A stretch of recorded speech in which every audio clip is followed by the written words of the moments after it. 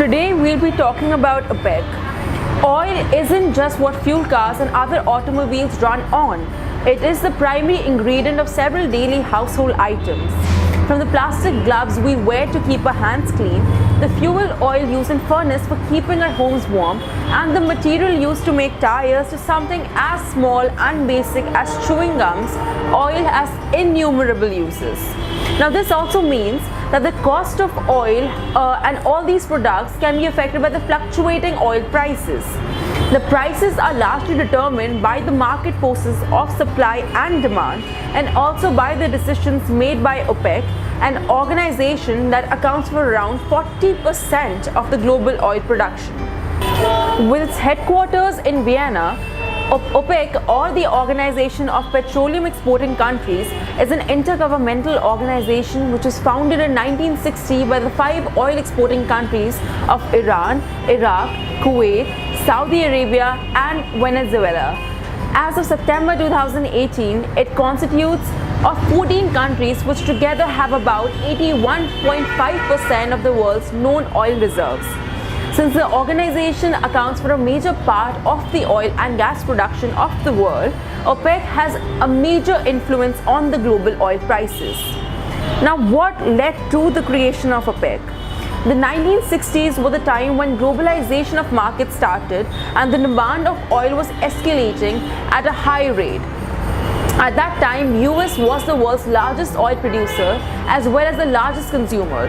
The world market for oil and petroleum was dominated by the Seven Sisters, a group of 7 multinational companies, 5 of which had headquarters in the US. Now this led to a concentration of political and economic power in the hands of a few nations, and other oil producing countries were not receiving the due benefits. Now this motivated the oil exporting countries like Iraq, Kuwait and Saudi Arabia to improve relations among themselves and from OPEC as a counterweight. OPEC was therefore created with the goal of giving power back to the nations who actually had huge potential reserves of oil. Their primary intention was to start with the regulation of supplies and manipulation of the prices in order to regain global control. The current members have 2 meetings every year in which they set production quotas. Critics argue that these quotas are inversely related to the oil prices. That is, the lower the quotas, the higher the prices for oil consuming countries, and hence many people view these meetings as a mere way for OPEC to control oil prices. Now, does OPEC actually control the oil market? In its early days, OPEC failed to significantly affect oil prices. It was only in the 1973 when OPEC declared an oil embargo that the prices of crude oil quadrupled and some countries were forced to ration gasoline. At the time, OPEC accounted for an estimated 50% of the global oil supply. But by the 1980s, OPEC had started to lose its influence again, ironically due to its high prices, which had forced people to switch to alternative fuels. Now OPEC production rose, and simultaneously there were also a decrease in the demand of oil due to global recession, as a result of which the prices crashed in 1986.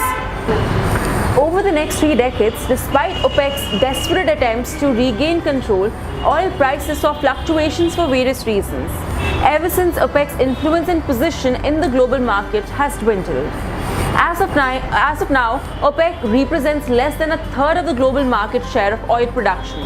Now this has led to a political and economic problems in countries like Venezuela, where oil export forms a major part of the national economy. It has the largest known oil reserves in the world, but also has the highest inflation rate on the planet. Non-OPEC nations like Canada and USA have also entered the playground of the oil markets. This has reduced the prices of the oil and allowed consumers to access better energy resources. What is the current status of the oil market? Since 2016, oil prices have been on a steady rise. Well, in the same year, led by Saudi Arabia, OPEC members agreed to the first cut in production since 2008, reducing production by 1 million barrels per day. Russia and 10 other non-members also followed suit, and it was agreed that these cuts would be extended to the end of 2018. But recently, production levels in the US have hit an all-time high and are predicted to surpass both Russia and Saudi Arabia. Despite its high output, however, US continues to import roughly 300 million barrels per month. Despite everything, OPEC is and will continue to be a major player with 80% of the world's reserves. Even if temporarily it can affect oil prices and production at any time, however, the high oil prices make alternative energy resources very attractive and may also assist the growth of industry. In the words of an ex-Saudi oil minister, the Stone Age did not end for a lack of stone, and the oil age will not end before the world runs out of oil. If I was able to simplify this topic for you, do like, share and subscribe to our channel.